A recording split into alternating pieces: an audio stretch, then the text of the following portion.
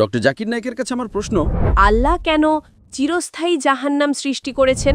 আমি আপনাকে একটা প্রশ্ন করছি, যেমন মৃতকে জীবিত করা, অন্ধকে দৃষ্টিশক্তি দেওয়া, সমস্ত বার্তাবাহক, এমনকি আমার প্রশ্ন হলো তিনি কার শক্তিতে এসব করেছিলেন?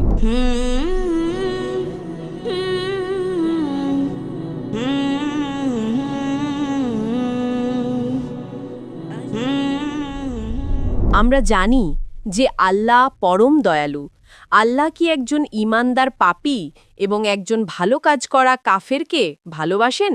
যদি তাই হয় তবে আল্লাহ কেন চিরস্থায়ী জাহান্নাম সৃষ্টি করেছেন? আল্লাহ কোরআনে সূরা মুলকে ৬৭ নম্বর অধ্যায়ের ২ নম্বর আয়াতে বলেন, তিনি আল্লাহ যিনি মৃত্যু ও জীবন সৃষ্টি করেছেন তোমাদের মধ্যে কে কাজে উত্তম তা পরীক্ষা করার জন্য। সুতরাং এই জীবন পরকালের জন্য একটা পরীক্ষা। আমি আপনাকে একটা প্রশ্ন করছি, শিক্ষক কি একজন পাশ করা ছাত্রকে পছন্দ করেন নাকি একজন ফেল করা ছাত্রকে? যে পাস করে। শিক্ষক ফেল করা ছাত্রকে পছন্দ করেন না, কারণ শিক্ষক সেখানে পরামর্শ দেওয়ার জন্য ছিলেন, আর সেই ব্যক্তি মনোযোগ দিচ্ছিল না, যে শিক্ষকের কথা শুনছে না। শিক্ষক ছাত্রকে সুযোগ দেন, কিন্তু পড়াশোনা না করলে ছাত্র নিজেই ফেল করে। ঠিক সেভাবে আল্লাহ সুবহানাহু ওয়া তাআলা সমস্ত মানবজাতিকে পছন্দ করার সুযোগ দিয়েছেন।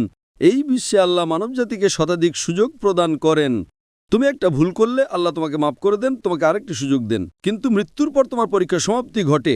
যদি আপনি মুশরিক হিসেবে মারা যান, আল্লাহ ছাড়া অন্য কারোর ইবাদত করেন, অথবা আপনি কাফের হিসেবে মারা যান, তাহলে আপনার কোনো উপায় থাকবে না। সুতরাং কাফের, কোরআন বলে, আল্লাহর ন্যায় বিচারের বিরুদ্ধে কখনো আপত্তি করবে না। তারা স্বীকার করবে যে তারা ভুল ছিল, তারা শুধু আরেকটা সুযোগ চাইবে। আল্লাহ বলবেন অনেক দেরি হয়ে গেছে। তাই জীবনটা একটা পরীক্ষা, যদি ব্যর্থ হন তাহলে শাস্তি পাবেন। আশা করি প্রশ্নটা পেয়েছেন। ডক্টর জাকির নায়েকের কাছে আমার প্রশ্ন, যখন যিশু অলৌকিক কাজ করেছিলেন, যেমন মৃতকে জীবিত করা, অন্ধকে দৃষ্টিশক্তি দেওয়া, আমার প্রশ্ন হলো তিনি কার শক্তিতে এসব করেছিলেন, আল্লাহর নাকি পবিত্র আত্মার? এর উত্তর পবিত্র কোরআনেই দেওয়া আছে। আল্লাহ কোরআনে বলেছেন সূরা ইমরানের ৩ নম্বর সূরার ৪৯ নম্বর আয়াতে যে যীশু খ্রিস্ট, তার উপর শান্তি বর্ষিত হোক, তাকে বনী ইসরাঈলের কাছে একজন বার্তাবাহক হিসেবে পাঠানো হয়েছিল এবং তিনি মৃতকে জীবন দিয়েছিলেন আল্লাহর অনুমতিতে, বিইদনিল্লাহ। সমস্ত নবীরা যত অলৌকিক কাজ করেছেন, শুধু যীশুখ্রিস্ট নন, সেটা মুহাম্মদ সাল্লাল্লাহু আলাইহি ওয়াসাল্লাম হন, যীশুখ্রিস্ট হন বা মুসা আলাইহিস সালাম হন, সব অলৌকিক ঘটনাই সর্বশক্তিমান ঈশ্বরের দ্বারা সংঘটিত হয়েছে।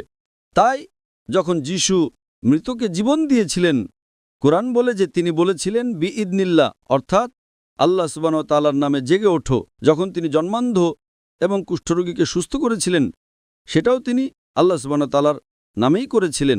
সমস্ত বার্তাবাহক, এমনকি মুসা আলাইহিস সালাম যখন সমুদ্রকে বিভক্ত করেছিলেন, সেটাও তিনি আল্লাহ সুবহানাহু ওয়া তাআলার সাহায্যেই করেছিলেন। সুতরাং সমস্ত বার্তাবাহক যখনই কোনো অলৌকিক কাজ করেছেন, সেটি ছিল আল্লাহ সুবহানাহু ওয়া তাআলার পক্ষ থেকে একটা মুজিজা। এটা প্রমাণ করার জন্য যে তারা ছিলেন ঈশ্বরের প্রেরিত পুরুষ। আশা করি উত্তরটা পেয়েছেন।